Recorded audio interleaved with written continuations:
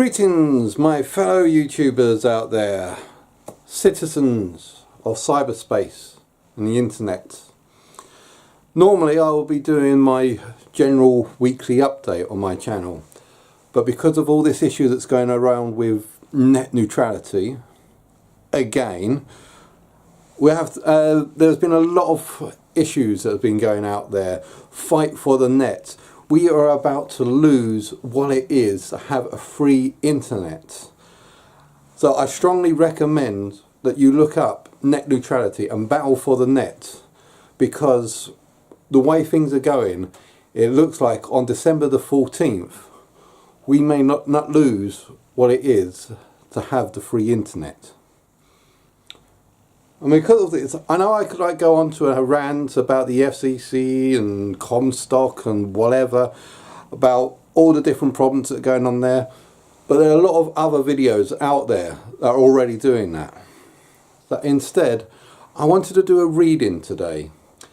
A reading of the Declaration of the Independence of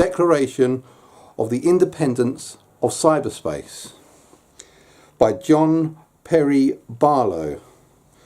Now this was made in February the 8th, 1996 at Davos, Switzerland.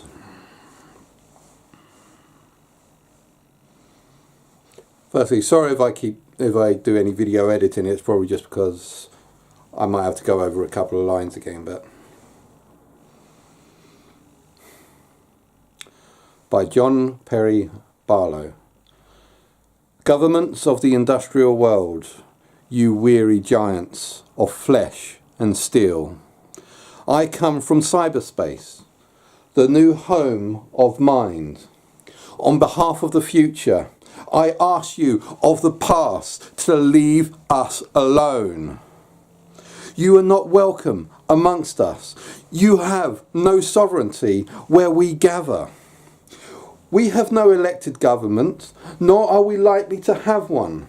So I address you with no greater authority than that which liberty itself always speaks. I declare the global social space we are building to be naturally independent of the tyrants you seek to impose on us. You have no moral right to rule us, nor do you possess any method of enforcement which we have true reason to fear. Governments derive their just powers from the consent of the governed. You have neither solicited us nor received ours. We did not invite you. You do not know us, nor do you know our world. Cyberspace does not lie within your borders. Do not think you can build it as though it was a public construction project. You cannot. It is an act of nature. It grows itself through our collective actions. You have not engaged in our grave gatherings and conversations, nor did you create the wealth of our marketplace. You do not know our culture, our ethics, or the unwritten code that already provides our societies with more order than any could be attained by any of your impositions. You claim that we have problems amongst us that you need to solve. You use these claims as an excuse to invade our precincts. Many of these problems do not exist. Where there are real conflicts, where there are wrongs, we will identify them and address them by our means. We are forming our own social contract. The governance will arise according to the contracts of our world, not yours. Our world is different. Cyberspace consists of transactions, relationships, and thought itself, arrayed like a steadying wave in a web of our communications. Ours is a world that is both everywhere and nowhere. But It is not where our bodies live. We are creating a world that all may enter without privilege or prejudice according to race, economic power, military force, or station of birth. We are creating a world where anyone, anywhere may express his or her beliefs, no matter how singular, without fear of being coerced into silence or conformity. Your legal concepts of property, expression, identity, movement, and content do not apply to us. They are all based on matter, and there is no matter here. Our identities have no bodies, so unlike you, we cannot obtain order by physical coercion.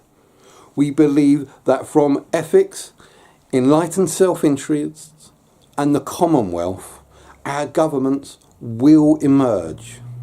Our identities may be distributed across many of your jurisdictions. The only law that all our constituents' cultures will generally recognise is the Golden Rule.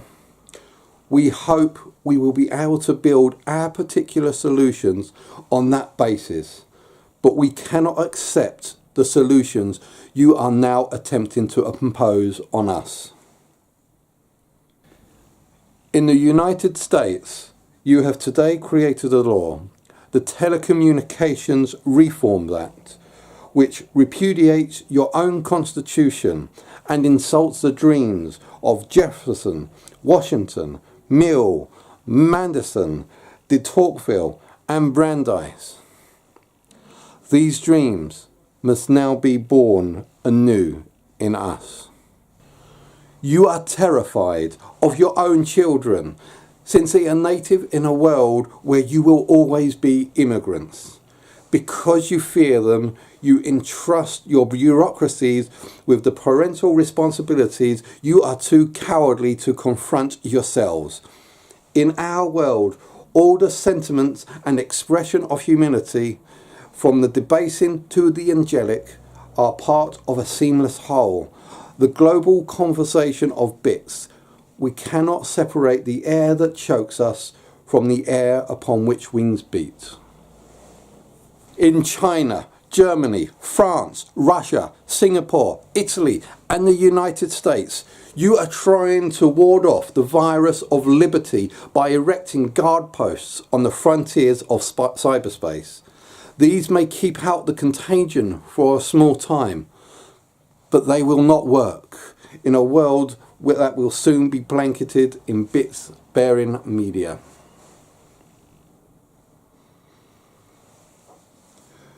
Your increasingly obsolete information industries would perpetuate themselves by proposing laws in America and elsewhere that claim to own speech itself throughout the world. These laws would declare ideas to be another industrial product, no more noble than pig iron. In our world, whatever the human mind created can be reproduced and distributed infinitely at no cost. The global conveyance of thought no longer requires your factories to accomplish. These increasingly hostile and colonial measures place us in the same position as those previous lovers of freedom and self-determination who had to reject the authorities of distant, uninformed powers. We must declare our virtual selves immune to your sovereignty. Even as we continue to consent to your rule over our bodies, we will spread ourselves across the planet so that no one can arrest our thoughts. We will create a civilization of the mind in cyberspace. May it be more humane and fairer than the world your governments have made before. Davos, Switzerland, February the 8th, 1996.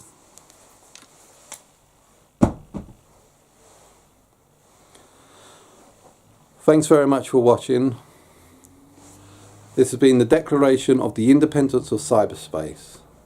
We may have lost cyberspace long time ago to the rising power of commercialism of the internet. Don't let us lose what we have now. Let us fight for net neutrality. Let us keep what we currently have. See you guys out there.